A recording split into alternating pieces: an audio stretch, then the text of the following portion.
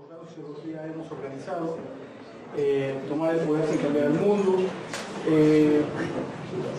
Forma parte, digamos, del primer ciclo de actividades para la Academia de Estudiantes Profesores del Posgrado en Sociología, y esta actividad se enmarca, digamos, dentro de estos primeros esfuerzos de organización de actividades académicas y de difusión. Y tenemos hoy la oportunidad de presentar este libro. Me parece que es un texto que se hace pertinente a partir del 1 de julio. Convoca una serie de debates, discusiones que hemos tenido a lo largo de los años en el posgrado en Sociología, desde diferentes perspectivas, en donde se privilegian opciones electorales como una herramienta útil para la transformación social, y otras perspectivas que tienen cierta distancia crítica respecto a estas iniciativas. Creemos que el libro es pertinente porque nos permite o nos concita a discutir entonces nuestras dudas, nuestras inquietudes respecto a lo que estamos viviendo ahora con el triunfo de Morena en México.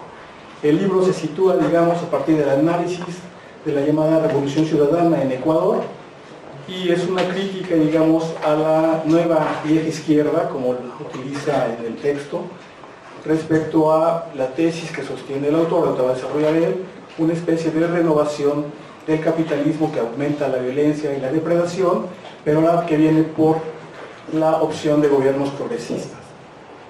Como verán, es un tema polémico, muy interesante, que incita a la discusión, y por lo tanto creemos pertinente abrir este ciclo de actividades académicas con este libro. Les presento ahora a los integrantes de la mesa. Tenemos en primer lugar a Pierre Baucés, el autor del libro. Pierre es profesor investigador ahora del Colegio de México. Se tituló de doctor en estudios latinoamericanos por la UNAM y viene a presentar su primer libro, supongo, en términos de su tesis doctoral. Tenemos también, nos acompañan a los comentarios, Raquel Gutiérrez. Ella es profesora investigadora del posgrado en Sociología, y el doctor John Holloway, que también es profesor investigador del posgrado en Sociología. Yo soy Antonio Fuentes y voy a estar como moderador de la mesa. Entonces, le damos la palabra a Pierre para que nos introduzca a la obra. Muchas gracias, buenas tardes a todos. Trataré de ser breve, aunque sé que en general siempre dicen lo mismo, siempre dicen esto para empezar y terminan demorándose mucho, porque pues mi principal interés es intercambiar con ustedes. Entonces, en primer lugar quiero agradecer a Antonio por organizar la presentación del libro. También quiero agradecer a John, porque pues el título del libro, pues para el título soy deudor de él, y también para ciertos planteamientos. También agradezco a Raquel, porque Raquel pues me acompañó en la escritura de lo que fue primero una tesis doctoral y lo que pasó a ser un libro, porque ella formó parte del comité tutor y también ella escribió el prefacio del libro. El contexto del libro, como les acabo de mencionar, viene de un trabajo de tesis doctoral, un trabajo de origen escolar, académico, que luego se pudo transformar en libro gracias a la colaboración de dos asociaciones civiles. Este libro es editado por dos asociaciones civiles que hacen trabajo social. La primera es Yecolti, que trabaja sobre todo con personas de la tercera edad y en sector salud, y la otra es Prodecuc AC, que ha realizado mucho trabajo social con jóvenes y sobre todo en el sector educativo. Entonces, ese libro es artesanal en cierta medida, de cierta manera.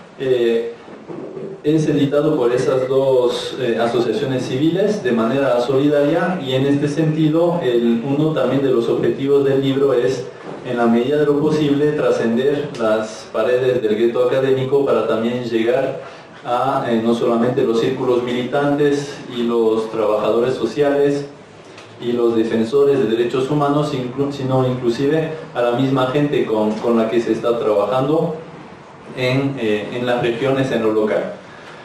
Entonces esto vendría a ser el contexto del libro.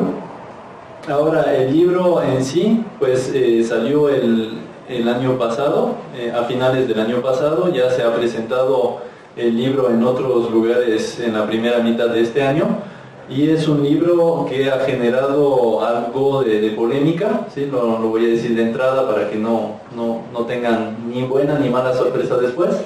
Es un libro bastante provocador, sobre todo, bueno, me agradecieron por el título, pero menos por el subtítulo, que dice el fracaso de la izquierda latinoamericana. Pues eso mueve enseguida. Cuando se habla del fracaso de la izquierda, enseguida ya estamos en el terreno de la polémica, y pues también lo hice un poco a propósito, ¿sí? No fue gratuito ese subtítulo, lo he pensado, y también ese título ha permitido, para bien o para mal, generar ese debate.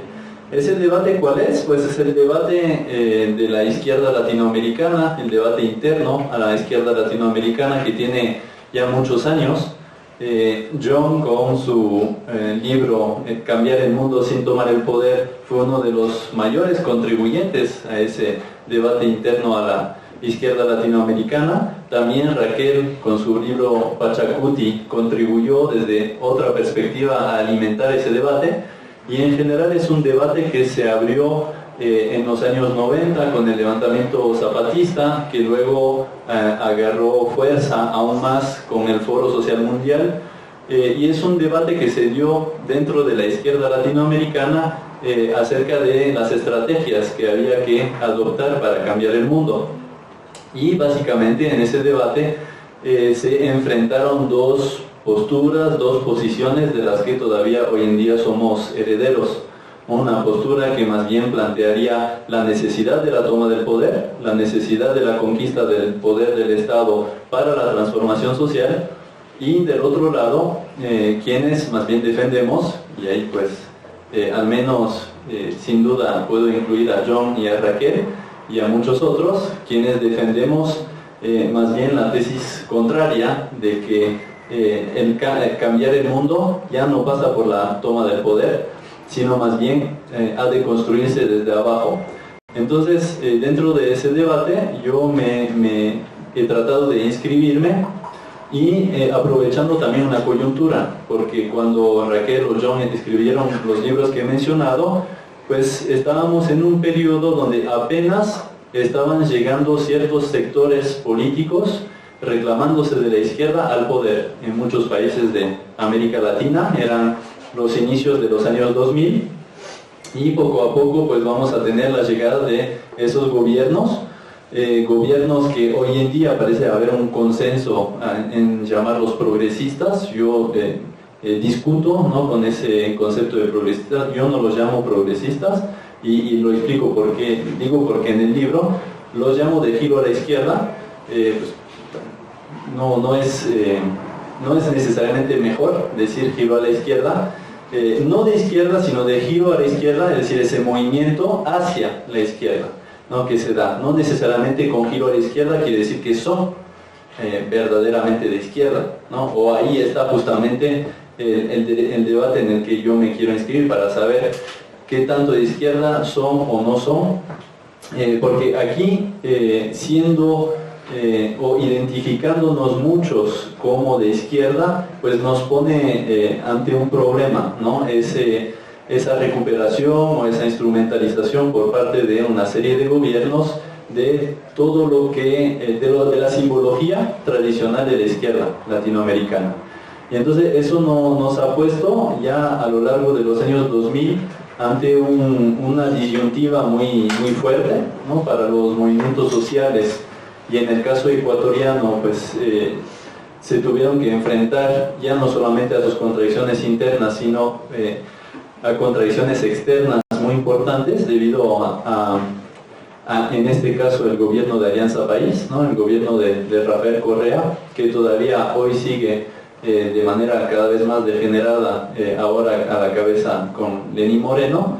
Y con el libro, a partir de este estudio de caso, lo que trato de hacer es demostrar de que John, por ejemplo, cuando dijo cambiar el mundo sin tomar el poder, pues sí tenía razón, porque cuando se tomó el poder no se cambió el mundo.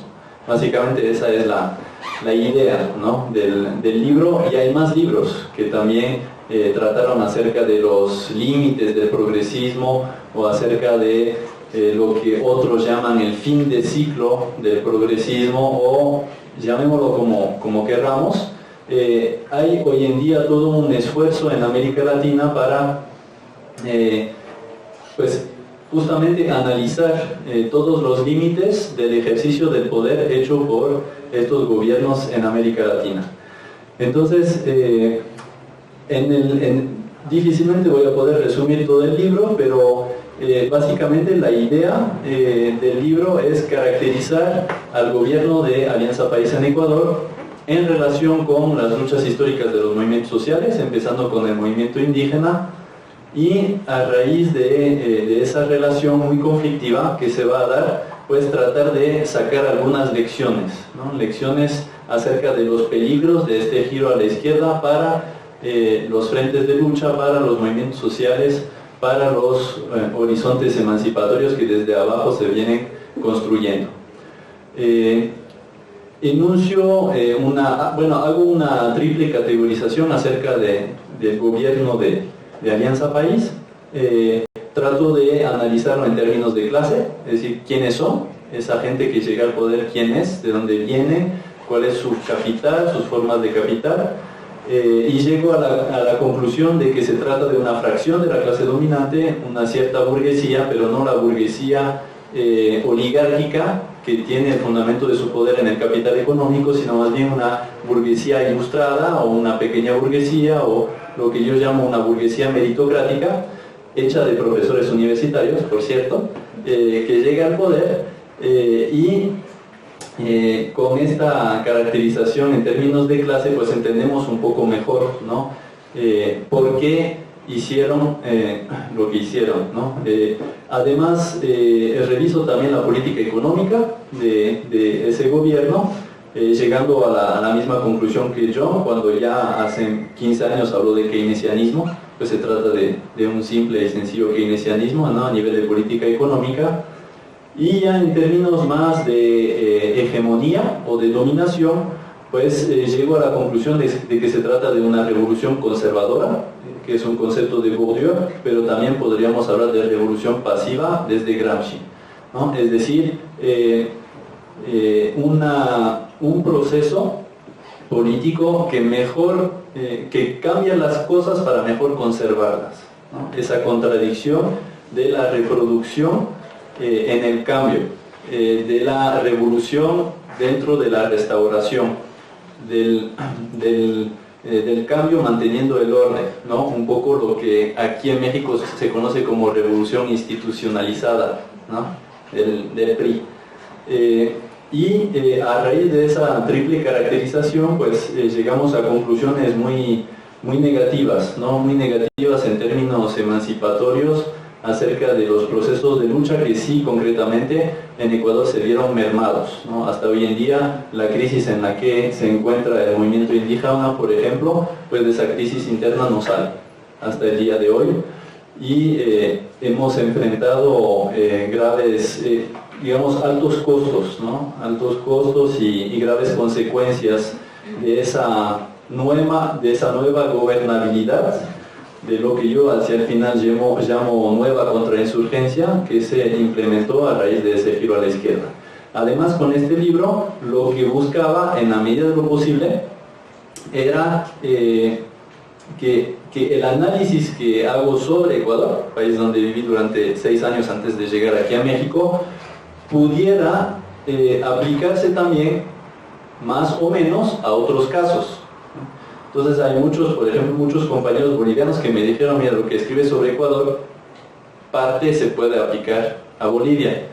En este sentido, quise, en la medida de lo posible, ampliarlo hacia América Latina, aunque es muy difícil partir de un caso concreto, particular, con todas sus especificidades, y luego tratar de ampliar hacia el escenario latinoamericano, donde tenemos también diferencias entre los gobiernos.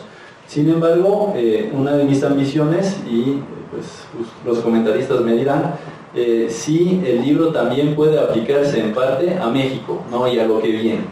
Porque si ciertamente el libro ya estaba perdiendo actualidad en Sudamérica, ya está recobrando actualidad aquí en México. Ahí sí tuve suerte, pero yo no fui a votar el 1 de julio, pero digamos que fue una buena coincidencia que ahora llegue al poder Morena y también, y seguramente lo harán los comentaristas, ir relacionando esa historia suramericana ya más vieja, ¿no? Porque México como que viene un poco a la cola de la historia social latinoamericana, también sacar las lecciones de lo que ha pasado más al sur, para que empecemos a reflexionar acerca de las posibilidades, pero sobre todo de los límites de lo que se viene aquí en México con el nuevo partido hegemónico Morena. Entonces este es lo que a muy grandes rasgos quería decir para no acaparar más la palabra y cumplir con mi promesa de ser breve, sin embargo tengo que hacer un pequeño corte comercial antes de ceder el micrófono. El libro está a la venta, está ahí en el fondo de la sala y está a un precio especial de 100 pesos para que sea accesible. Entonces en cualquier momento pueden acercarse a revisarlo sin compromiso, como dicen en el pecero, ¿no? Inclusive después, si se quieren acercar conmigo y que sigamos platicando, después del evento también se podrá. Eso sería todo y gracias por venir y gracias por su atención.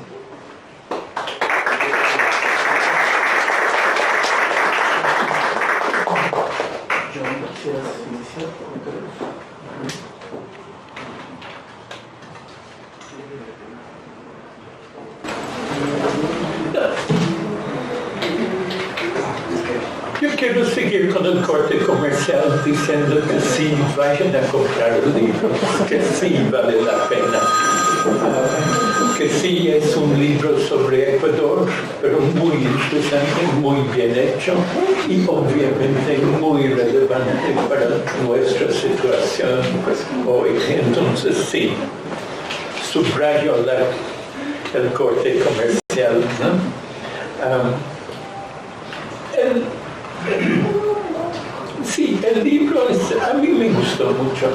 Es un estudio muy detallado, muy bien hecho del caso de Ecuador y del gobierno de izquierda Correa, ¿no? Pero está situado todo el tiempo en el contexto del significado del giro a la izquierda en América Latina, ¿no? Como Pierre decía, ¿no? Y hay hay todo el libro, pero sobre todo unos capítulos ahí me parecen muy relevantes. Me gustó mucho todo el discurso, toda la discusión del discurso oficial de la izquierda, ¿no? De todos estos intelectuales de izquierda, muy venerados en toda América Latina, que apoyaban y apoyan a estos gobiernos de izquierda, estos gobiernos capitalistas, ¿no? Entonces realmente me parece que es un capítulo, una discusión muy estimulante, muy relevante para las lecturas de la maestría, las lecturas del doctorado, seguro, ¿no? También toda la discusión de las políticas contra la pobreza me pareció muy interesante, ¿no? Como estas políticas para aliviar la pobreza tienen el impacto, han tenido el impacto de desmovilizar la izquierda, de desmovilizar la resistencia, ¿no? Entonces, sí, me gustó mucho el libro. Pero por supuesto, ahora en este contexto, leyendo el libro uno está muy consciente del contexto mexicano, del resultado de la elección del 1 de julio y de las implicaciones de este análisis para nuestras propias discusiones, ¿no?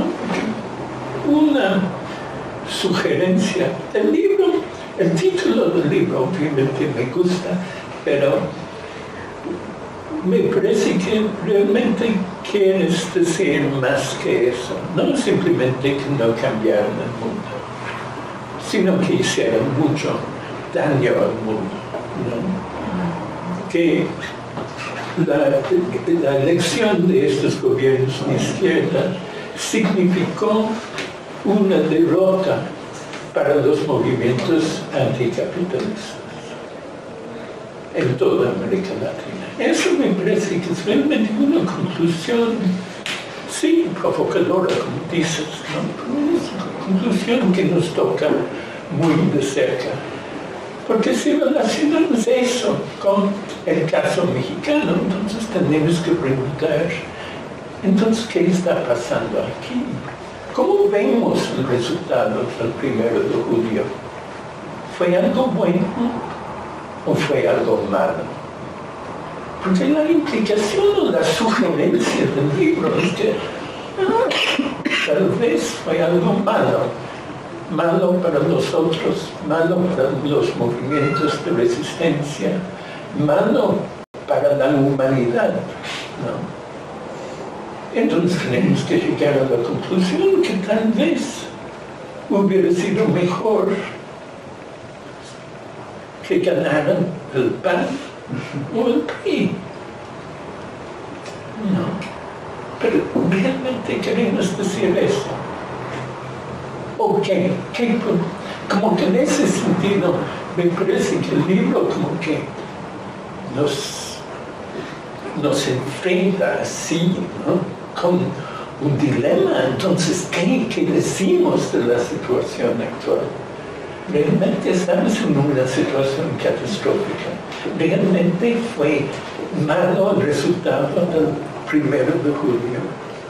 Y si queremos decir eso, entonces, ¿qué decimos cuando pensamos que posiblemente, no lo sé, pero me imagino que mucha de la gente en este salón votó por AMLO el 1 de julio? No todos, claro, pero me imagino que muchos. No. Entonces, ¿qué onda? ¿Cómo entender este análisis y cómo entender este análisis en relación con nuestra acción o falta de acción del 1 de julio y con cómo vemos la situación de México, por supuesto del mundo, en los próximos meses y años. Y quería sugerir varias cosas, 4 puntos, creo que son 4. Primero, 5, 6, 7. El primer punto es que sí, que es obvio que el gobierno de AMLO va a ser un gobierno capitalista. Claro, nunca se ha expresado otra intención y de todas formas, cualquier gobierno tiene que hacer todo lo posible para atraer a su territorio el capital. Tiene que estimular la acumulación del capital en su territorio. Es decir, que tiene que hacer todo lo posible para crear o mejorar las condiciones de rentabilidad del capital en su territorio.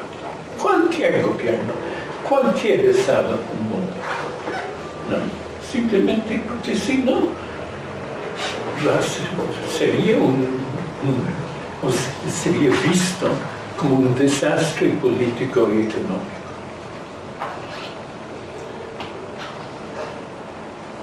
No. Eso es lo que, claro, que Alfonso Romo ahora está diciendo todos los días, ¿no? Un encabezado de la jornada de hoy es que México va a ser un paraíso para los inversionistas. Por supuesto. Dentro de este contexto general existen o pueden existir diferentes estrategias. Puedes decir, bueno, vamos a traer el capital del mundo matando así directamente a todos los estudiantes, eliminando todos los sindicatos, bajando los sueldos. Es una manera de hacerte atractivo para el capital, ¿no? Hay otras formas, ¿no? Puedes decir, bueno, vamos a invertir en una educación, pero en una educación que favorezca el capital, que haga más rentable la inversión capitalista. O puedes decir, bueno, vamos a eliminar lo que todavía existe del estado de bienestar, bajar los impuestos y atraer el capital así. Entonces hay diferentes estrategias. Pero me parece que en la situación del capital mundial, que es en lo que los zapatistas llaman la tormenta, es decir, la crisis mundial del capital, realmente no existen muchas opciones. Que cualquier estrategia para atraer el capital va a ser una estrategia bastante agresiva, que ya no existe el espacio, dada la situación mundial del capital, dada la relación entre capital ficticio y producción real del valor, ya no existe la posibilidad de un estado de bienestar, ¿no? Entonces todos los gobiernos, todos los estados tienen que aplicar o desarrollar políticas bastante agresivas. Entonces, en ese sentido, los capitalistas tienen razón totalmente cuando dicen que estamos aquí frente a un cambio de capataz en la organización mundial. No, ser un gobierno capitalista ahora es participar en un ataque contra la humanidad y contra las otras formas de vida.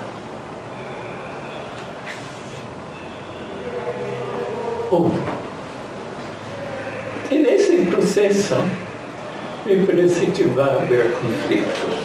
Entonces, ahora que ya se están vislumbrando, ¿no? Ya en estos meses, aún antes del 1 de septiembre, ya están surgiendo en las columnas de la jornada, por ejemplo, surgen cada día más dudas, más cuestionamientos, ¿no? Entonces ya podemos anticipar ciertos conflictos más o menos probables, ¿no? Sobre la reforma educativa, sobre la cuestión del tren de alta velocidad y el istmo de Tehuantepec y la destrucción de todos los movimientos indígenas ahí, los megaproyectos, el aeropuerto, por supuesto, ¿no? Y en estos conflictos ya está claro que se va a usar lo que se puede llamar el argumento Solalinde, ¿no? El argumento del padre Solalinde contra los zapatistas es que no, ya ganamos, ¿no? Ya nosotros somos sus amigos, ganamos con 30 millones de votos, entonces abandonan su resistencia.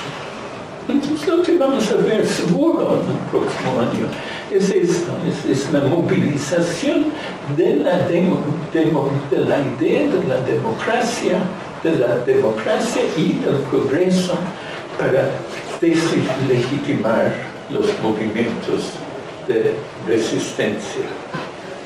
Y puede ser que estos movimientos no tengan la fuerza para resistir, entonces sí estaríamos en un escenario más o menos como lo describe Pierre, me parece, donde la elección de AMLO sería una derrota de los movimientos de la resistencia, o puede ser que no, que sigan resistiendo, pero en ese caso se va a ir intensificando, seguro, el conflicto entre la izquierda estadocéntrica y la izquierda anti-estadocéntrica, es decir, nosotros, pues, ¿no? Entre la izquierda que se identifica con el Estado por un lado y la resistencia anticapitalista por otro lado. Eso también puede afectar el ambiente académico. Yo creo que tenemos que pensar en eso, ¿no? Y ustedes, no sé, ustedes que están entrando ahora a la maestría o al doctorado, ¿no? Obviamente están entrando, para mí, en un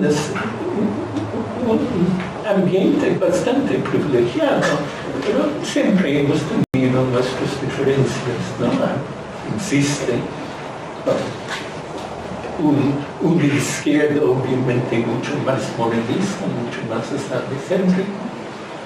céntrica, y una izquierda también dentro del posgrado más enfocada en luchas antiestatales, anticapitalistas, ¿no? Va a ser interesante ver, obviamente tenemos una coexistencia y una amistad, pero va a ser interesante ver cómo se desarrollan esos debates en los próximos años. Y si están entrando ahora a la maestría o al doctorado, me parece que realmente tienen que pensar que vivir y participar en estos debates debería ser una parte importante de su experiencia en el posgrado. Entonces, no solamente tomar o identificar un seminario, una corriente, sino también ver lo que se está diciendo, lo que está pasando en todos los seminarios y ver cómo estos debates que antes compartían, supongo, un antipriismo, antipanismo, antiprianismo, que ahora tal vez se van a ir intensificando. Va a ser interesante. Decir, es el quinto punto, decir que el gobierno de AMLO nos va a atacar simplemente porque es un gobierno capitalista. Es lo que quiere decir gobierno capitalista, ¿no? Que nos va a atacar, pero no quiere decir necesariamente que va a ganar. Y me parece, supongo que lo que a mí me interesa más en este momento es que está casi seguro que se va a ir abriendo una brecha entre las esperanzas actuales de los 30 millones de votantes y la realidad de lo que pasa con este gobierno, ¿no? Entonces, obviamente hay muchos motivos para votar, ¿no? Que muchos votos simplemente fueron votos contra, ¿no?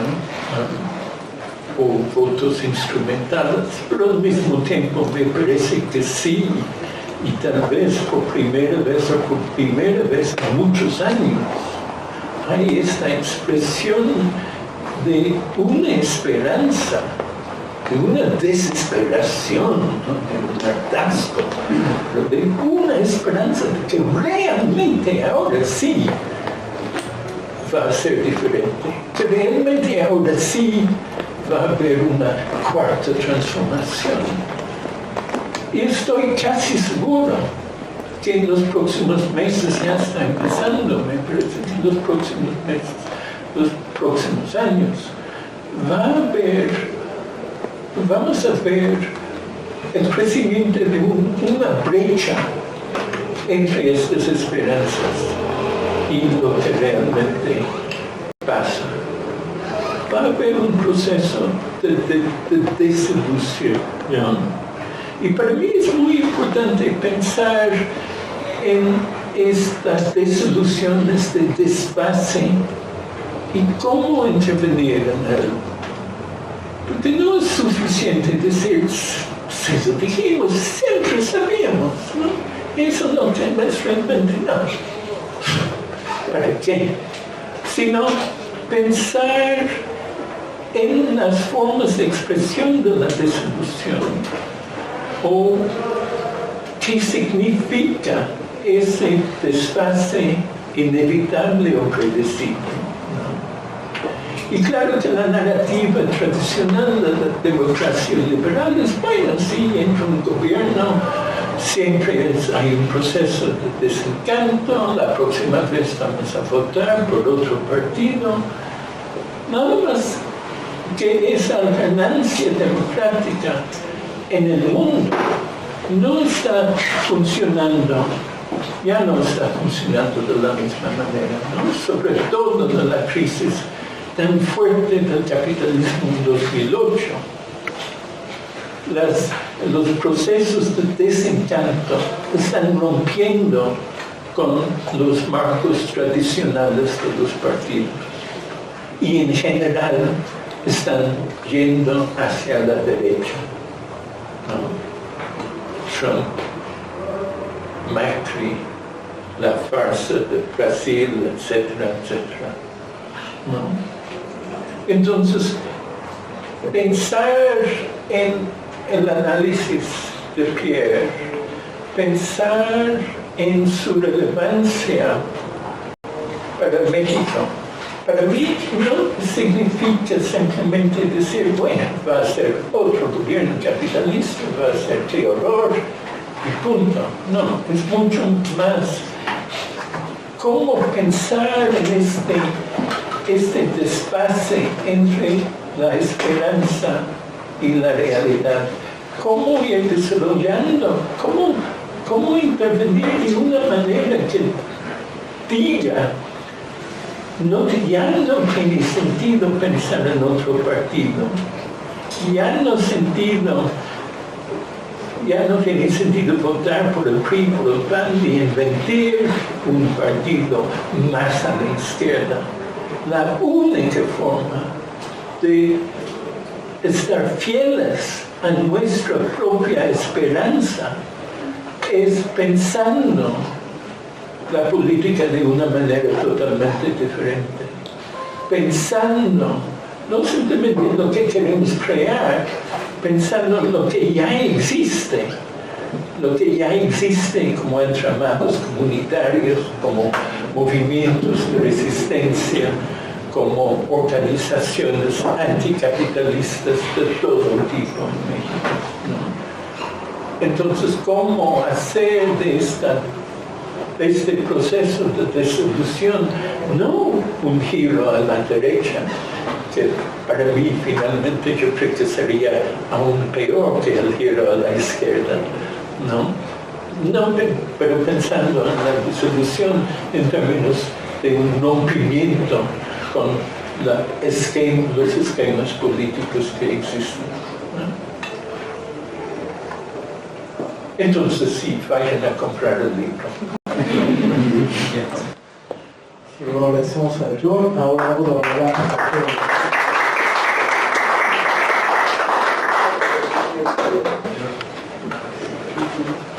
Pues pensarles a todas, a todos y bienvenido Pierre, qué bueno que finalmente lo logramos, estamos aquí, lo trajimos, lo bien. Yo coincido mucho con John, o sea, es un momento interesante para discutir un libro como el de Pierre. Voy a centrarme un minutito en plantear algunas cosas, pero se oye, ¿no? ¿O se oye? ¿No se oye? Voy a plantear algunos puntos. en relación al libro, que es parte del debate, digamos, que tuvimos desde que yo acompañé la redacción de la tesis, que creo que puede ser útil para, después de desarrollar mi argumento, ¿no? Hay una parte del libro de Pierre que sintetiza muy bien. Lo que yo creo que fue el giro a la izquierda de Latinoamérica, que fue una especie de acuerdo entre determinadas fracciones, generalmente partidarias, del movimiento en lucha. Pienso en el MAS en Bolivia, o sea, del MAS en relación a las tres corrientes del movimiento, a las luchas que estaban allí. Pienso en Alianza País en el Ecuador, que es sobre todo Pierre, en relación al conjunto de levantamientos y movimientos indígenas de impugnación, de lucha que estaban desplegándose. Es decir, hubo un pacto, que es un poco una de las conclusiones a las que llega Pierre. Un pacto que se puede documentar, pero sobre todo se puede rastrear a partir de sus efectos, que es lo que él hace, digamos, ¿no? ¿Qué pasa después? ¿Qué gobierno cuando ya están en el gobierno? Y donde lo que ha cambiado es paz social a cambio de capital. Es decir, los gobiernos progresistas en todo el continente latinoamericano lo que hicieron fue neutralizar la poderosísima ola de luchas que venía erosionando de múltiples maneras tanto la estructura estatal y poniéndola en crisis en algunos lugares, como poniendo límites a la pavorosa ofensiva del capital más expropiador, defendiendo el agua, defendiendo territorio, defendiendo hidrocarburos, en Ecuador buscando reforma agraria, buscando esta cosa que le llaman reterritorializar, tratando de construir una asamblea de nacionalidades indígenas, en fin. Lo que hace, creo yo, este giro a la izquierda es una potentísima acción de neutralización de los torrentes más potentes de la lucha anterior. Y eso, por eso se nos presenta como una especie de estafa, ¿sí? Uno y otro gobierno. Porque no solo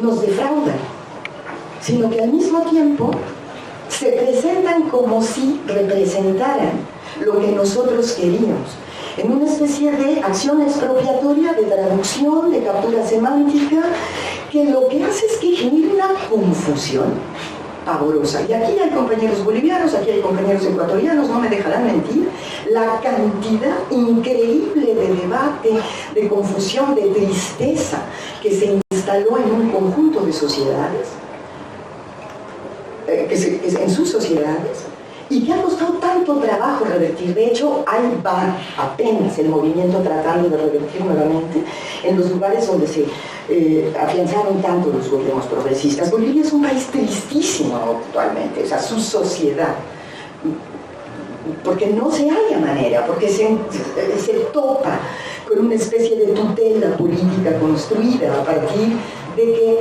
los que eran compañeros dejaron de serlo y se volvieron enemigos, y entonces hay que hacer y atravesar toda la dificultad de entender ese quiebre y de volver a establecer la distancia y de volver a plantear un horizonte. En fin,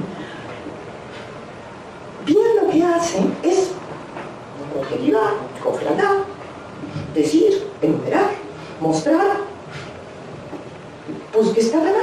Y concluye una cosa que es la que a mí me gusta, y ahí voy ahora sí. Dice, hay un pacto relativamente claro. Mientras que las empresas transnacionales se comprometen a invertir capital en los mercados latinoamericanos, respetando ciertas reglas básicas que excluyen las nacionalizaciones y las confiscaciones como parte de la institucionalidad de los estados reformados, a cambio, los gobiernos se comprometen a garantizar la seguridad jurídica de las inversiones, este indicador riesgo país, al asegurar la contención de la conflictividad y de las luchas populares de que ésta puede derivar. En suma, la alianza capital-gobierno radica en capital a cambio de paz social.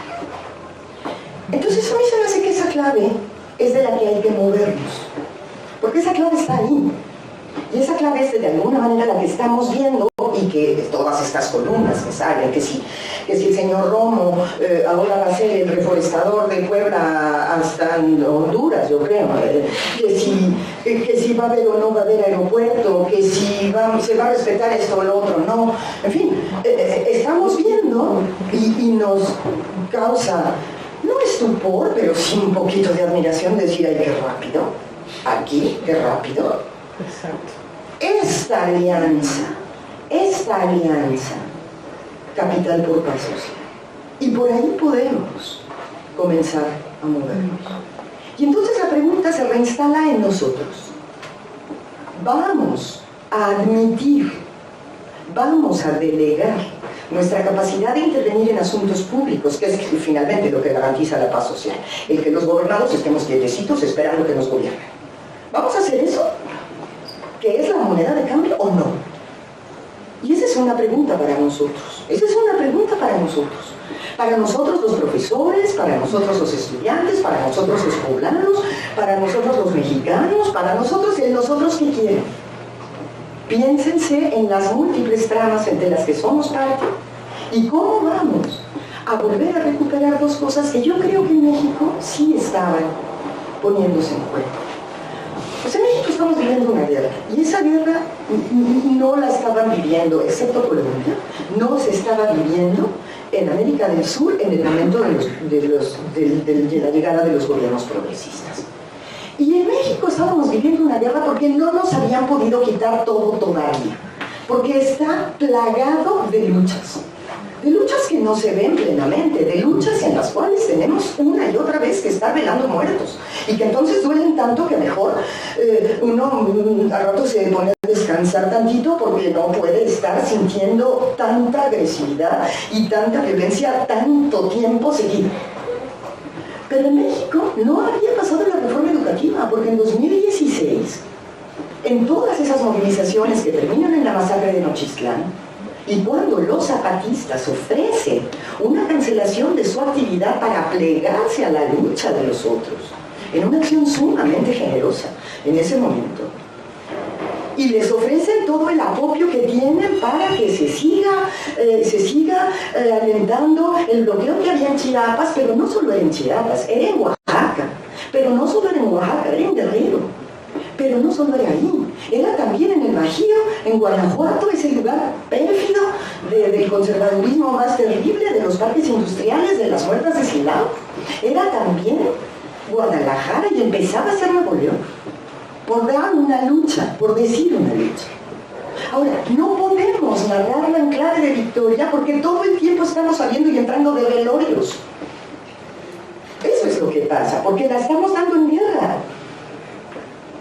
Pero yo me pregunto, ¿íbamos o no perdiendo? ¿Por qué de repente se sintió la necesidad tan grande? No sé si para ustedes fue un poco raro, sobre todo a los mexicanos, les pregunto, todas las escenas que se sucedieron el 1 de julio después de las 8. O sea, se cierra el conteo, sí, muy bien, sale uno de los candidatos, señor, pásele, usted ganó, sí, muy bien, listo, gracias, perfecto. Bueno, para mí fue esa estampa, era decir, ay, carajo. Aquí, este pacto capital por paz social está presentándosenos en el canal de las estrellas, pues. Y entonces viene la pregunta a nosotras, a cada quien, a la trama en la que pertenecemos. ¿Qué vamos a hacer con esto? En fin, ese es un poco un hilo que a mí me parece que el libro de Pierre da mucha cuenta de este intercambio pérfido, digámoslo así, en la clave electoral, y cómo lo siente y cómo lo va interpretando la gente de a pie y la gente que está, pues que conformó finalmente los susodichos 30 millones de votos.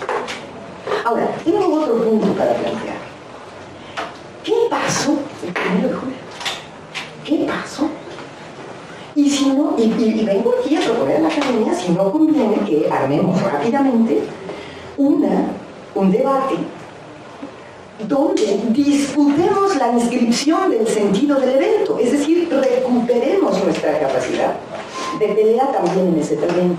¿Sí me explico? Porque ¿qué pasó el 1 de julio? Es muy importante decirlo.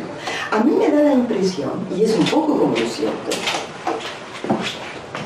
que con la herramienta más mala que puede haber, que es la herramienta electoral, porque la herramienta electoral es la herramienta de la circulación de las élites para que se siga manteniendo el pacto, con la herramienta más montosa, diríamos en Bolivia, o sea, más fea, más poco adecuada, con esa herramienta también, no únicamente, con esa herramienta también se esforzó en gran medida la sociedad mexicana por decir, al menos los que matan no.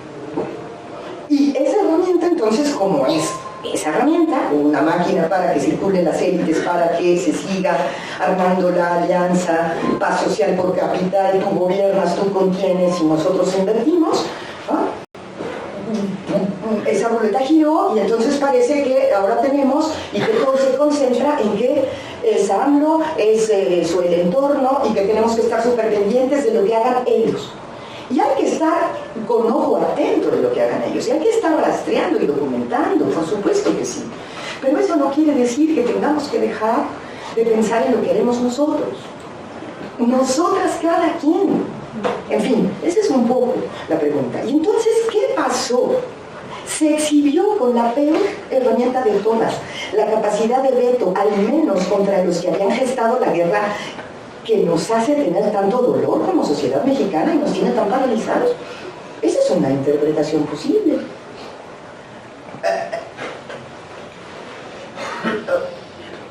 La gente, en general, los movimientos, las luchas, es algo que hemos debatido infinitamente, John, acuérdate. Nunca están, no están pasando examen de lógica, si no sé si me explico, o sea, no tienen que optar A o B y no tienen que ceñirse a un sentido total de la coherencia, pues. Las luchas están luchando y los problemas del primer orden de la lucha nos plantean una y otra vez el conjunto de ambigüedades y de contradicciones que quedan sintetizadas en un hecho singular como el hecho del 1 de julio, como el hecho electoral de ese día. Es decir, no permitir, no dejemos que se inscriba eso como lo que ellos querían. Demos una pelea, abramos el camino. Abramos el camino para nosotros y para todos y con otros y con todos. No en el sentido de la confianza, sino en el que vamos a hacer. En fin. La pregunta que quedaba, voy a otra ya. La pregunta que quedaba, según yo, en el camino de las luchas, cuando este giro a la izquierda que le dice Pierre, o el giro progresista, como se ha solido llamar, o en fin, cuando empezaron a cambiar los gobiernos en América del Sur, y hablo de Bolivia, y hablo del kirchnerismo, después de 2001 en Argentina, el proceso brasileño me parece que es un poco distinto, pero en fin. En parte el proceso uruguayo también tiene ciertos hilos comunes, ¿verdad? Había dos cosas que habían quedado en la mesa de la disputa pública, creo yo. Una era la cuestión de la reapropiación de la riqueza material más significativa.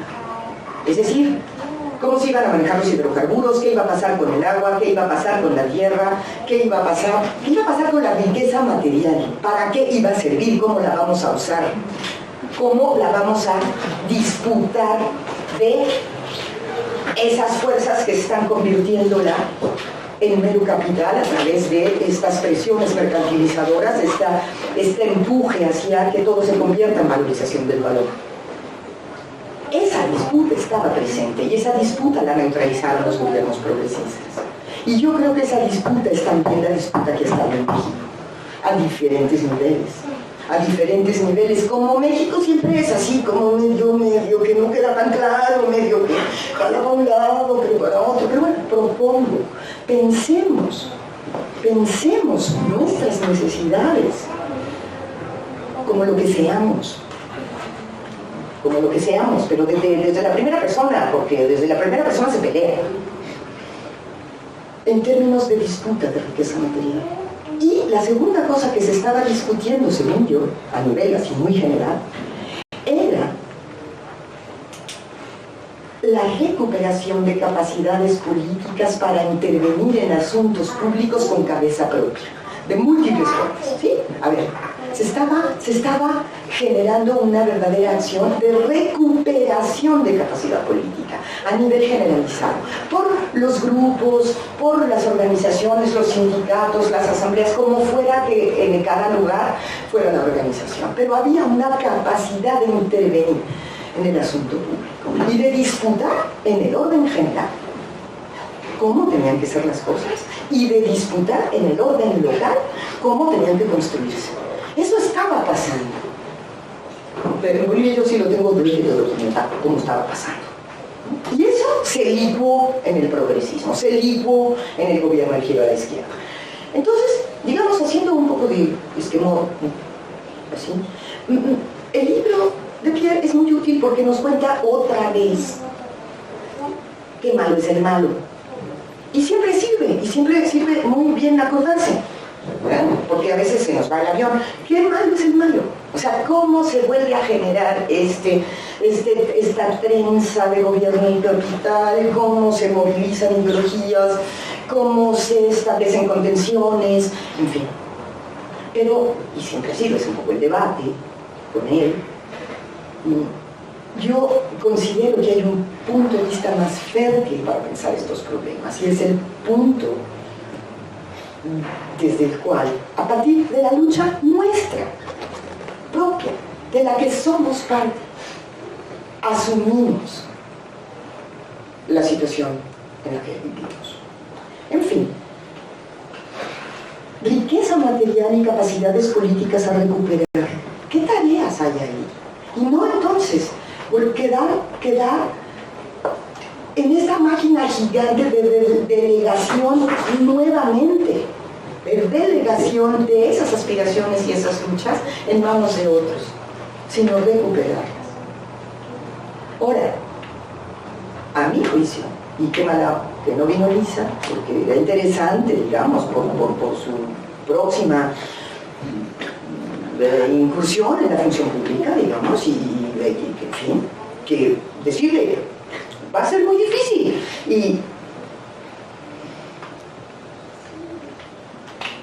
¿Y cómo podemos, pues, establecer algún tipo de idea y de debate en torno a eso? En fin,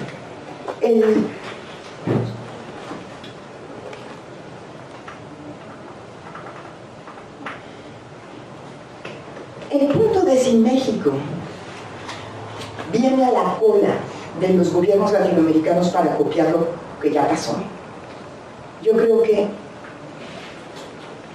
tiene que presentarse como pregunta, no como condena.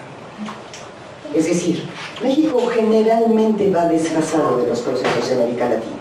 Y entonces, ¿cómo vamos a entender el proceso de desfase? ¿Y qué vamos a tener para? ¿Qué tenemos ahora con todas esas experiencias como herramienta para volver a pensar lo que nos incumbe, lo que nos toca, digamos, ¿no? ¿Qué vamos a hacer? En fin, no confundirse con, me gusta mucho la expresión que acuñó Pierre, con ese camaleón ideológico que se ha gestado tan bien en América del Sur. Y es un camaleón ideológico porque ha recubierto este pacto, que es el pacto de fondo, el pacto capital por paz, el pacto capital por contención. Entonces hay que pensar si vamos o no a ser obedientes, y hasta dónde vamos a desobedecer, y hasta dónde vamos a pelear nosotros por nuestras propias cosas, en contra más allá, y mucho más allá, de todo lo que siga pasando en este México. Pues eso yo diría, y ya. Muchas gracias.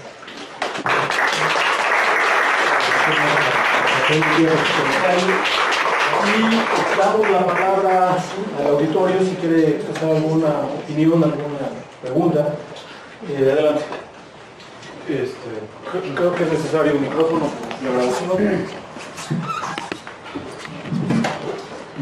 Yo tengo una pregunta para Pierre al respecto del concepto que mencionaste, revolución conservadora. Yo conozco este concepto de otro contexto, que la revolución conservadora fue un movimiento, bueno, se discute si fue un movimiento pre-nazi o no fue eso, pero no conocía honestamente este concepto, no sabía que Bourdieu también usa este concepto, entonces me gustaría si podrías explicar un poco, en el caso ecuatoriano, qué significa este concepto y en general qué significa. Muy bien, ¿alguien más que quisiera hacer? Adelante, profesor.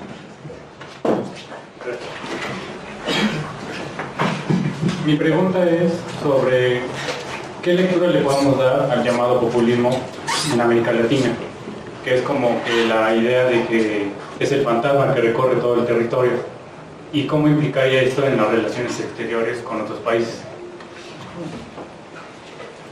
La tercera. Bien, ante todo felicitarlos y agradecerles por su participación. Mi pregunta va por este lado.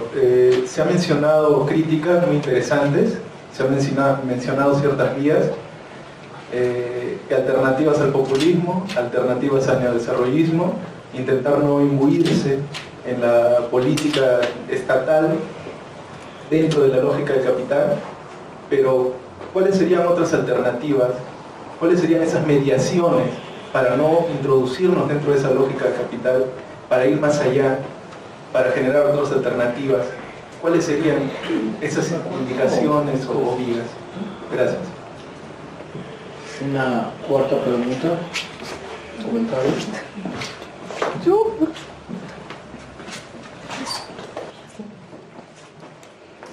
Bueno, solo es un comentario en cuanto a lo que está sucediendo aquí en México, algo que comentaba la doctora Raquel Gutiérrez precisamente sobre la situación del 1 de julio.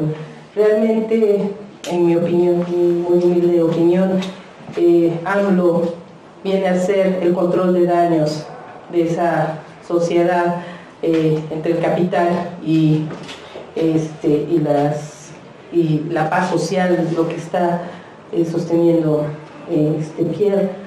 A mí lo que sí me da mucho dolor es que también la opinión pública está siendo censurada ahora desde la supuesta izquierda sobre la supuesta ascenso de Andrés Manuel, ¿no? A mí eso me duele mucho y también cómo vamos a disfrutar esos espacios desde las ONGs o desde nosotros como ciudadanos, ¿no? Y sí, la verdad, no se siente ese sabor de triunfo, porque al final de cuentas vemos de quién se rodeó Andrés Manuel, ¿no?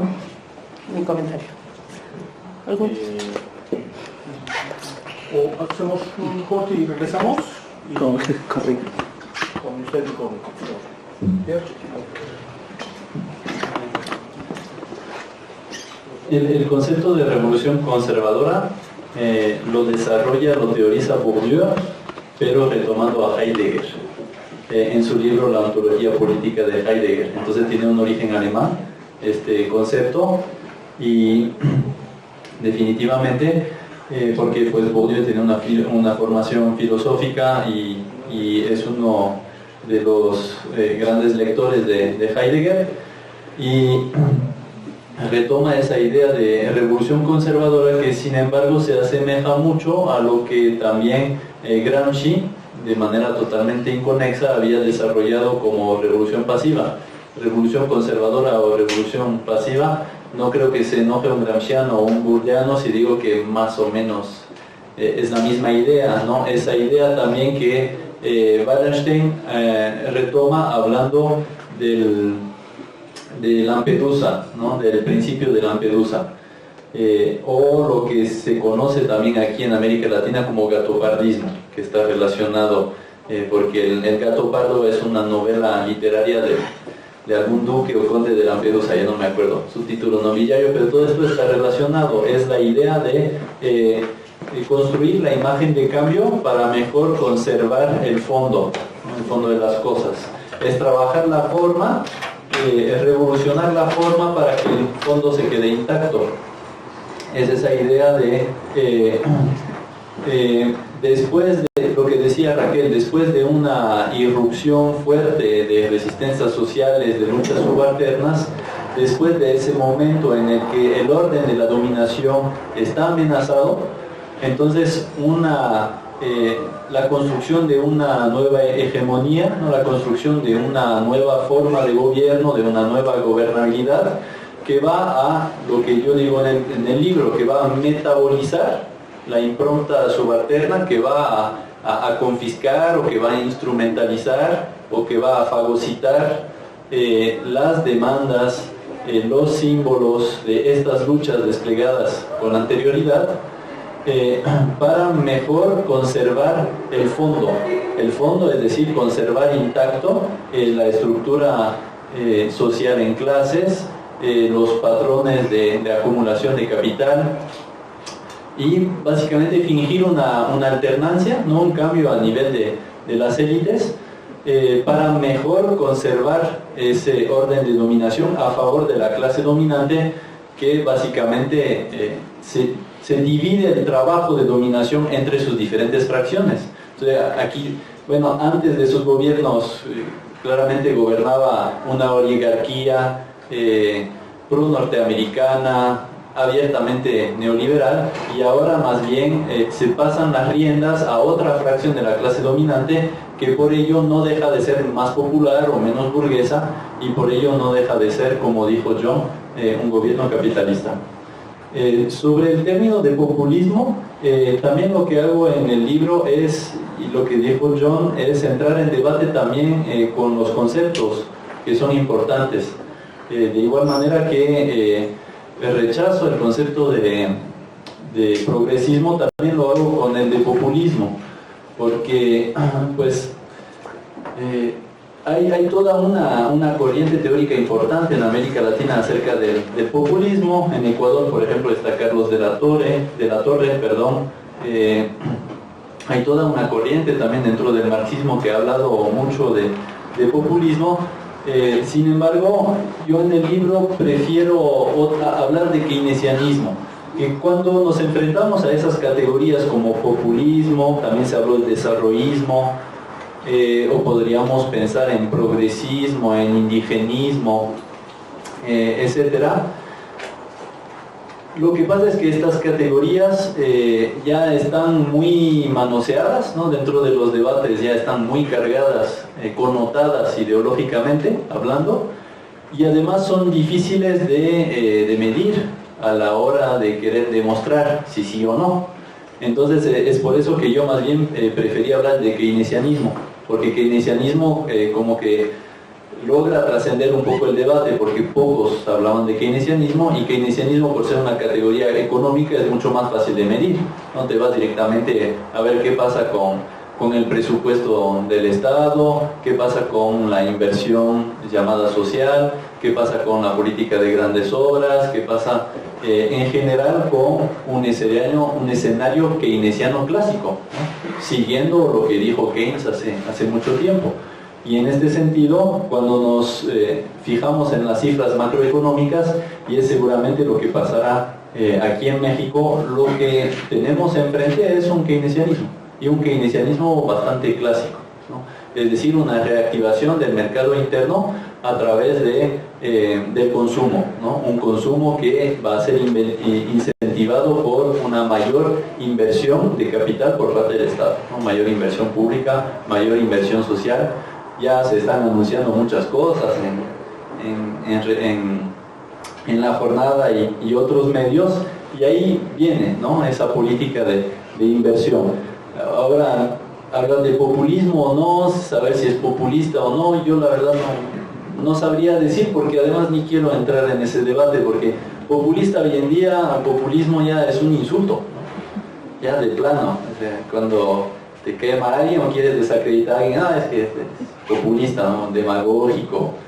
Entonces no sé la verdad si sea tan útil esa categoría de populismo, pero quizás esté equivocado, quizás sí contiene más potencial para explicar lo que está pasando. Y acerca de las alternativas, pues en las conclusiones, pero ya muy al final, y eso me lo reprocharon los mismos asesores de la tesis, Hacia el final, ya en las conclusiones, pues hago algunas reflexiones ya más personales acerca de las alternativas. Las alternativas son presentes, están aquí, no hay que buscarlas en el cielo, ¿no? Están construyéndose a diario, sino que a veces pues no las vemos, no son tan visibles, pero ahí están las alternativas.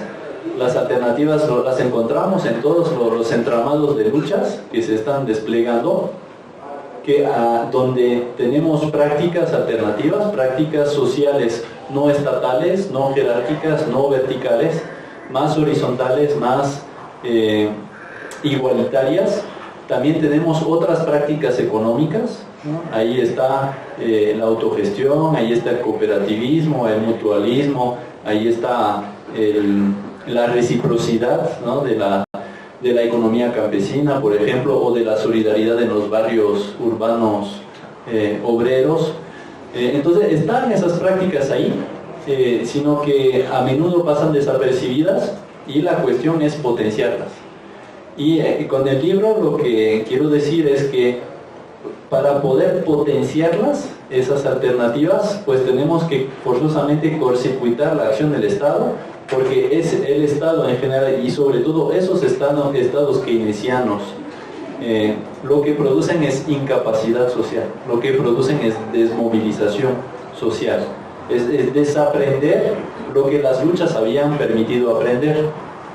Y en este sentido, uno de los peligros que es necesario enfrentar y uno de los posibles remedios es justamente desacralizar el Estado, es romper con el discurso oficial, es demostrar lo contrario de lo que se dice y de lo que realmente hace el gobierno o los gobiernos, para al menos ya introducir una ruptura, ¿no? Una ruptura entre las luchas y el Estado, la esfera electoral, la vorágine del poder y ese peligro permanente que nos acecha como espada de Damocles que tenemos encima de la cabeza, de dejarnos aspirar por el poder, lo que decía Raquel, y entonces preocuparnos más bien por lo que ellos dicen, por lo que ellos hacen y no por lo que nosotros hacemos y lo que nosotros podemos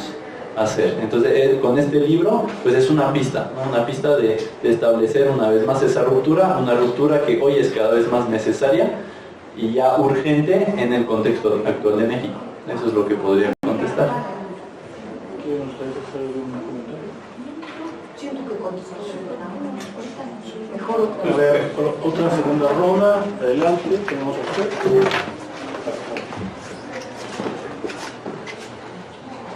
Bueno, son varias inquietudes. Una, tratando de hilar todo, creo que sí es muy cierto. Yo quisiera preguntar, por ejemplo, a la doctora Raquel y también al doctor John, sobre cómo sería esta ruptura aparente, o mejor dicho, de esta burbuja obradorista que parece que se está construyendo y se ha venido construyendo en base a la expectativa, toda una burbuja con un montón de contenidos o incluso vaciándose de contenidos, ¿no? Porque pareciera ser que el obradorismo llega, o que cuando llega al poder, ya está vaciado de contenidos, ¿no? De los que había venido trabajando anteriormente, a lo cual pues yo le llamo como una especie de eticidio. O sea, el obradorismo tuvo que hacer una especie de eticidio, ¿sabes? De sus valores, de sus prácticas rudimentarias quizás, pero de todo ese bagaje de prácticas, de organización, etcétera, tuvo que destruirlas prácticamente desde antes. Entonces yo creo que incluso, por ejemplo, en los gobiernos de América Latina, como que ese desencanto se da antes o se da después de la toma del poder y en la práctica de esa gestión capitalista. En México yo siento que ese desencanto viene ya desde antes, ¿no? O sea que incluso por eso mucha gente que es de Morena o que votó por Morena no pudo ni festejar, ¿no? Hubo algo que ya en su conciencia, o en su subconsciente le está diciendo que ya te escamotearon algo desde antes, ¿no? Y entonces efectivamente mucha gente dijimos, si Andrés Manuel hubiera ganado en el 2006 y en el 2012 hubiera sido de verdad una fiesta popular, pero sin precedentes, ¿no? En cambio, esta contención de la misma población de que sí ganamos, ¿no? Y que tienes que sonreír porque ganamos, ¿no? Y pues tengo que brincar porque ganamos, ¿no? Pero en realidad no me la estoy creyendo. Entonces yo creo que también eso, creo que el obradorismo llega muy desgastado, con muy poca bagaje emocional o potencial revolucionario incluso, y pues considero que sí es cierto, pero mi pregunta así como un poquito sería ¿cómo se va a romper esa burbuja? ¿No? ¿Quién la va a romper? O incluso si en América Latina, en México mismo, ¿cómo va a ser esa ruptura de ese obradorismo y de qué nos vamos a dar cuenta? Parecía ser que ya está la realidad, la maldita realidad, como siempre, va a seguir ahí, ¿no? Entonces sería como qué casos, que me interesaría ver, cuáles serían. La doctora, bueno, yo vengo del círculo de reflexión, Hermano Serrano nos acompañó a la doctora, nos hablaba, yo tengo esa duda también, decía que, por ejemplo, Venezuela era como que se cosía aparte. Yo me quedé pensando en qué sentido lo habla, porque estamos hablando también de una disputa muy fuerte, y donde parecía, a mí me da la impresión que ahí sí hay una lucha pues un tanto más contra, digamos, con más elementos revolucionarios o potencial. Entonces creo que pues, volviendo a ver a Venezuela quizás nos puede dar algunas que otras claves, ¿no? Entonces por eso yo le preguntaría ¿por qué se cuece aparte Venezuela? Estaba Rodrigo, si sigue todavía, Daniel entonces.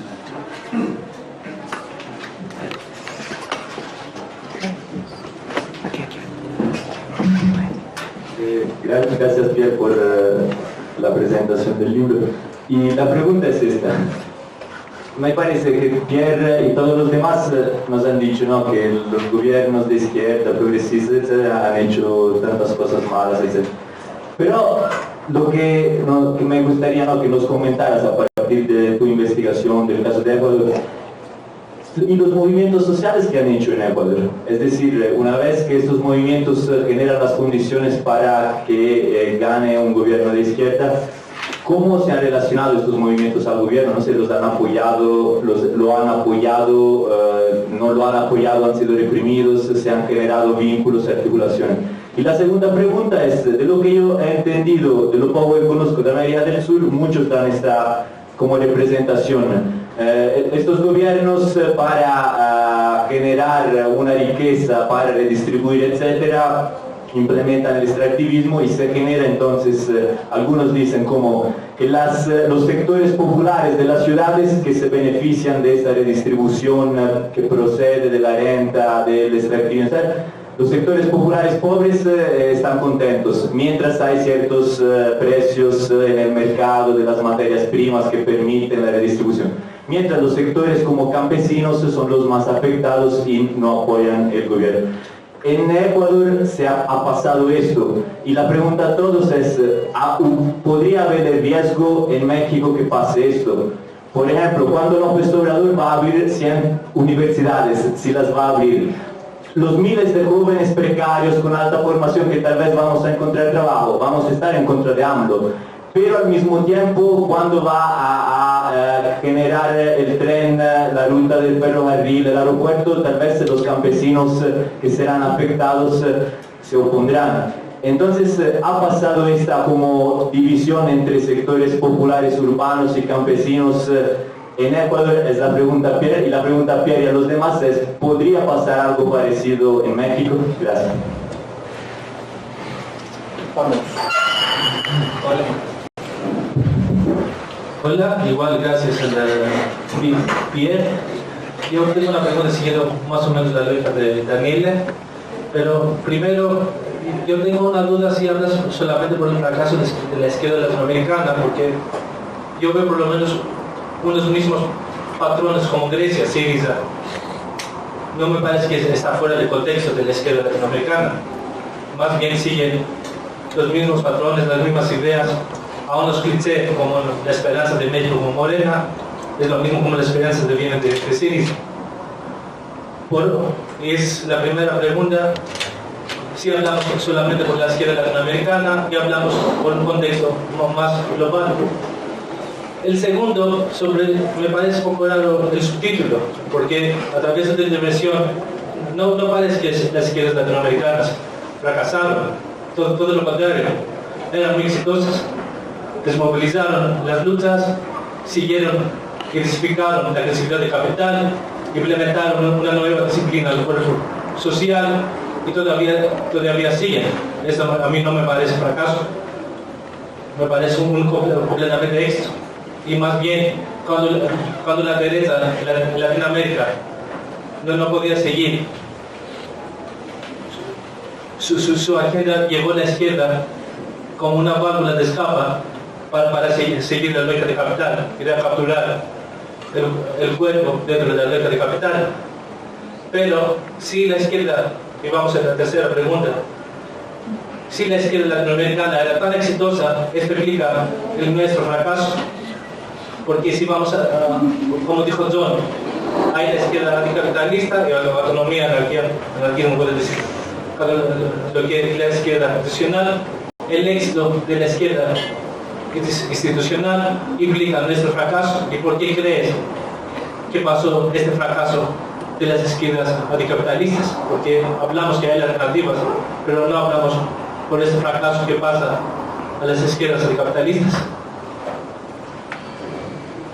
¿Alguien más que quisiera hacer un comentario? Entonces,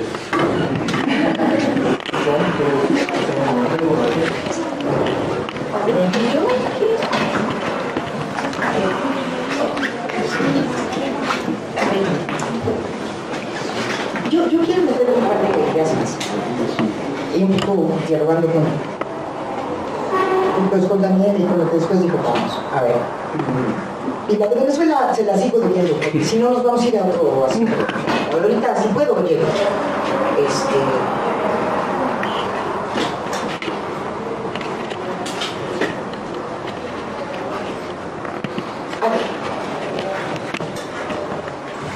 Yo creo que hay un torrente de lucha muy potente en América Latina que está sembrando todo.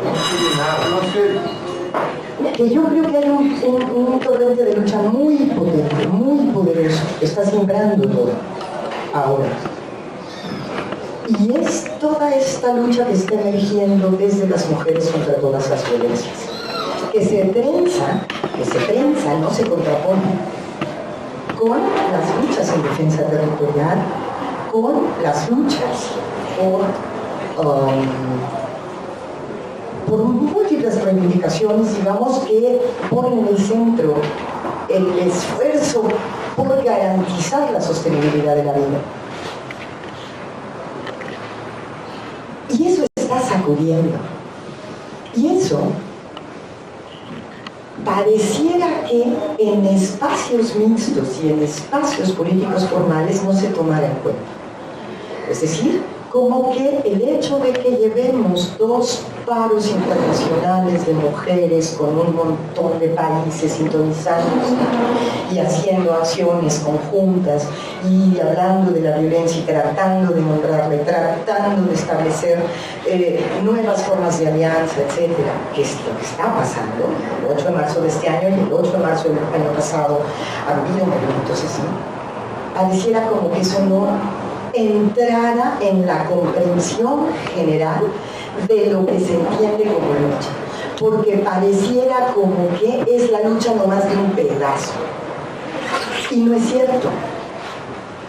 Es la lucha de una parte de los y las que siempre han luchado, que ahora deciden poner una clave propia para desarticular la amalgama patriarcado-capital que finalmente es totalmente funcional al Estado.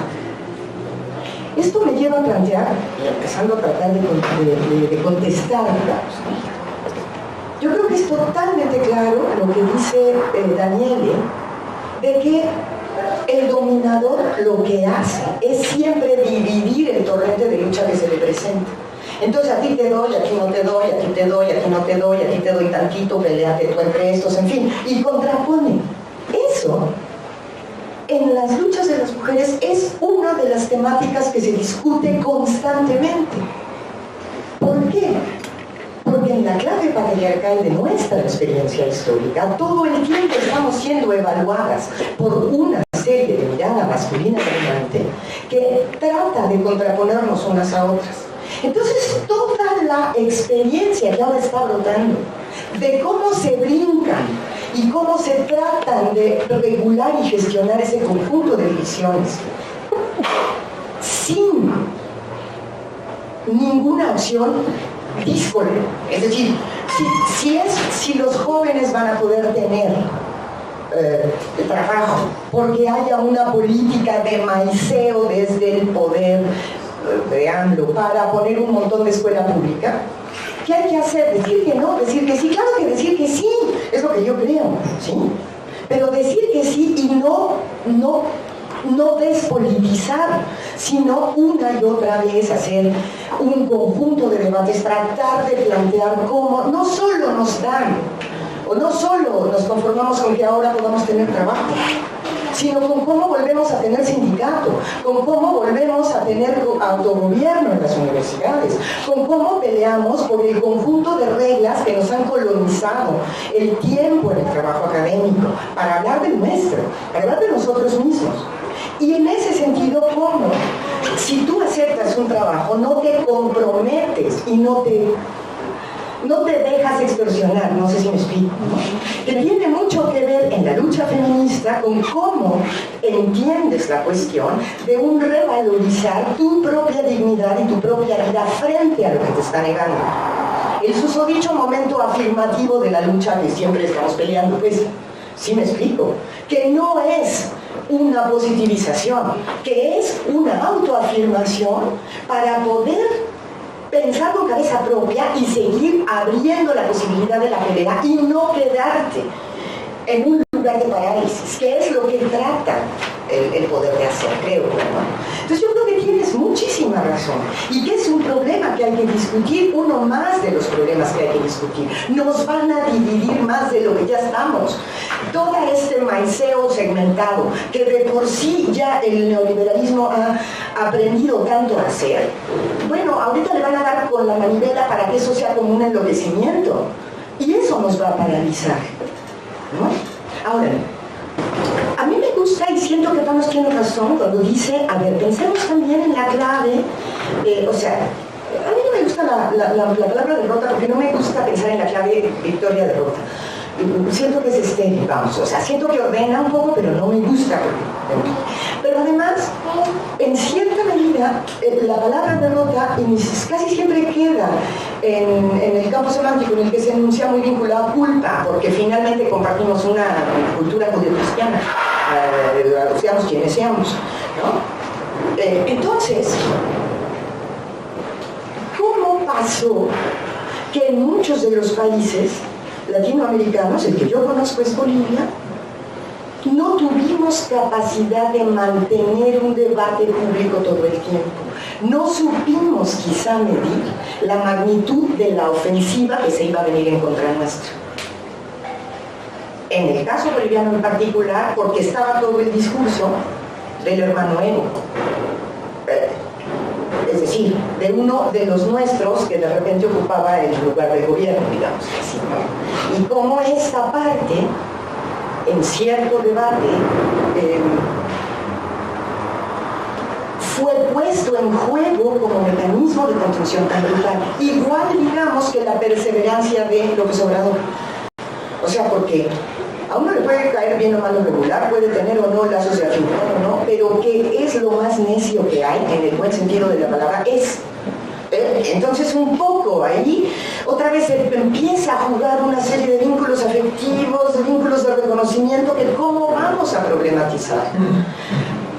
No sé cómo meter este punto, tendría que explicar un poco la manera como yo iba documentando en esos años, o sea, en el caso boliviano, yo documenté mucho que iba pasando a nivel muy de base y además no solo documentaba, iba y me metía y peleaba, en fin, lo que es en el país.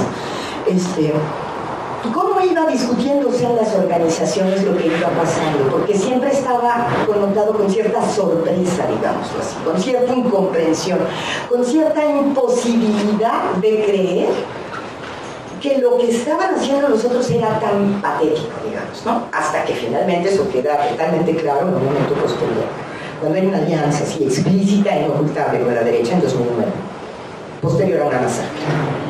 Pero entonces ahí, ¿cuál es? En serio, mi convocatoria es a pensar dos cosas. entender y aprender en términos de la ciencia social de esto, pero también cómo vamos a generarnos capacidades de conversación y de discurso para poder sortear lo que se va a venir, ¿no? Ese es un poco, ¿no? Y ahí, lo que decían muchísimas compañeras, sobre todo compañeras, muchísimas compañeras, siempre decían, pues hay que hacerlo. Y es eso. O sea, ¿cómo comenzamos a plantearnos? Y hay mucho que está. Pierre decía hace un rato, ¿no? Las prácticas que se conservan en mercados, que se conservan en colonias, que bueno, que están en tramas comunitarias y pueblos indígenas en muchísimos lugares, que están en formas de apoyo mutuo que practicamos muchísimas personas, en fin. Pero ¿cómo politizamos eso también en términos de disputa de lo público? Ese es mi punto. Porque si no lo cedemos, esa es un poco mi preocupación, ¿no? Sí, dos cosas.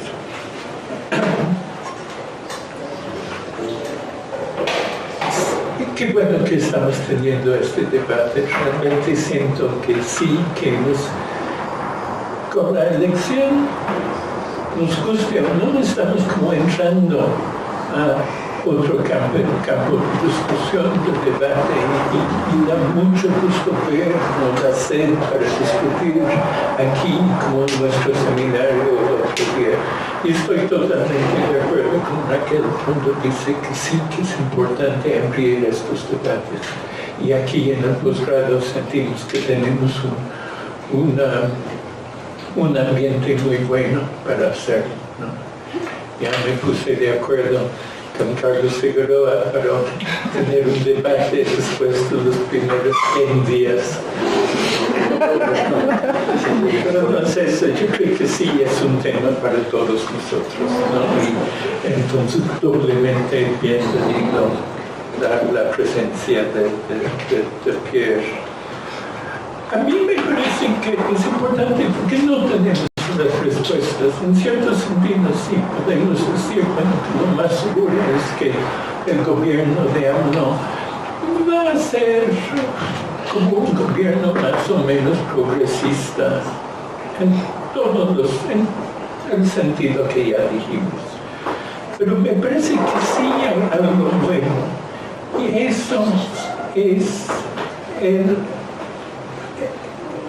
el proceso de resolución, ¿no? Y que tal vez es especial ahora en México, va a ser especial en México, ¿no? Si gana, por ejemplo, el Partido Laborista en Gran Bretaña y resulta ser un desencanto, bueno, ha pasado como tantas veces antes que realmente es obvio, ¿no? Pero aquí en México es realmente la primera vez que hay como un gobierno que se perfila más o menos como de izquierda. Y yo creo que en ese sentido el proceso de disolución puede ser más intensa, puede ser más profunda, puede ser más una exploración de posibilidades, no lo sé, pero sí me parece que es importante seguir hablando de eso. Entonces una disolución peligrosa, pero también abierta. La otra cosa que quería decir es simplemente sobre las alternativas y la pregunta tuya sobre las alternativas.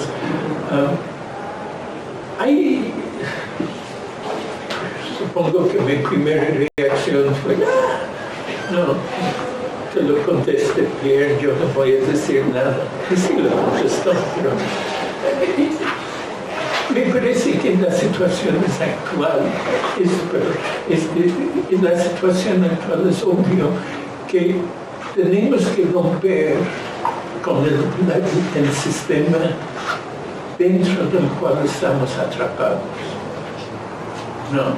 Y en los próximos años se va a ver cada vez más claramente la fuerza de este encarcelamiento, ¿no? Y me parece que es fundamental en ese momento decir, no necesitamos un partido auténtico de izquierda, que sería exactamente la misma cosa, sino tenemos que romper con ese concepto político. Tenemos que ir construyendo y desarrollando, multiplicando, expandiendo alternativas. Y si preguntas dónde están estas alternativas, bueno, la respuesta más obvia es, claro, es los zapatistas nos están enseñando. Pero no solamente los zapatistas, hay millones y millones y millones de ejemplos en todo el mundo de gente que colectivamente está tratando de asumir la responsabilidad de su propia vida, ¿no? Algo que mencionó Raquel, ¿no? En su primera presentación, ¿no? que realmente me parece que la alternativa o el autonomismo es el intento de muchos hombres diferentes de decir que nosotros somos o tenemos que asumir la responsabilidad por nuestras propias vidas, porque sabemos que si no lo hacemos, entonces lo más seguro es que se va a aniquilar totalmente la humanidad. Entonces, ¿cómo lo hacemos? No sabemos. Para mí es precisamente por el hecho de que no sabemos que es tan importante la pregunta, ¿no? Yo diría que es realmente la única pregunta científica ahora. ¿Cómo podemos salir de este espiral de destrucción dentro del cual estamos atrapados, ¿no? Lo que está claro que tenemos muchas ideas, muchas experiencias, muchas de las experiencias que mencionó Raquel también y Pierre también, pero también al mismo tiempo tenemos que decir, compañeros, que tal vez lo que estamos viviendo o lo que ilustra la elección de AMLO es el fracaso o la debilidad de estas alternativas. Entonces ahora estamos hablando en nuestro seminario cada vez más de la crisis del autonomismo. Crisis del autonomismo en el sentido de que no es necesario, no es el camino, sí es el camino, pero no es suficiente lo que se ha hecho. Entonces, ¿no? Porque por un lado sí existen todas estas revueltas o estos intentos de transformar el mundo. Por otro lado, estamos perdiendo. Tal vez, no sé, tal vez no es cuestión de decir estamos perdiendo, pero sí la fuerza de las tendencias que nos están arrojando hacia una destrucción de la humanidad es enorme, ¿no? Entonces no hay respuesta fácil. Bueno, vamos cerrando. Si alguien quisiera ser muy breve o... Bueno, entonces agradecemos. Pierre, ¿quisieras decir algo más al final? No, pues sí, a ver, pero muy rápido, así porque sí, es muy tarde. ¿Qué va a romper la burbuja? Pues también soy estudioso de Guerrero y tengo el trabajo militante en Guerrero, y lo más probable es que sea una masacre. Espero estar equivocado, pero la historia mexicana enseña lo contrario. ¿Por qué está aparte Venezuela? Por el petróleo. Porque si fuera un carro, el continente Venezuela sería el tanque. Venezuela tiene las reservas probadas más grandes del mundo, muy por encima todavía de Arabia Saudita, y cuando se acabe el petróleo en el mundo, Venezuela seguirá teniendo. Esto tiene dos consecuencias: una presión imperialista mucho más fuerte de un lado y una clase dominante mucho más parasitaria, rentista del otro lado, ¿no? Con unas lógicas de gobierno aún más perversas. Eso sí lo distingue de los demás países.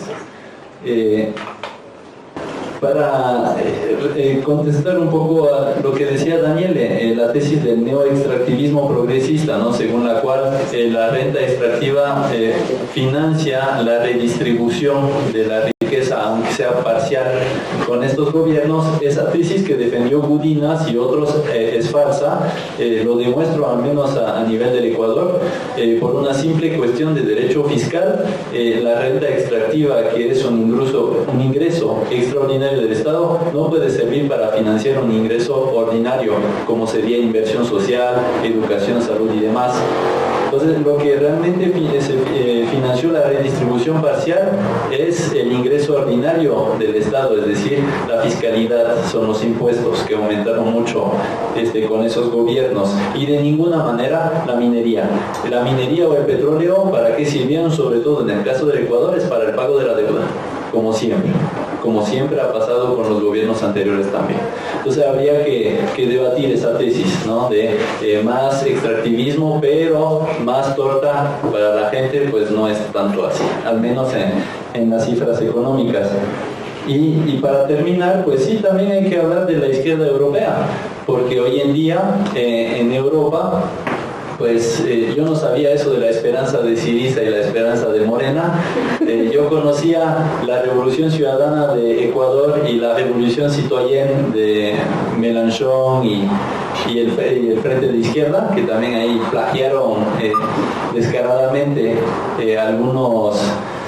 algunas categorías, algunos esloganes, ¿no? De la izquierda latinoamericana. Hoy en día la izquierda europea es cada vez más dependiente en su producción ideológica de lo hecho en Sudamérica, ¿sí? Cuando antes era al revés.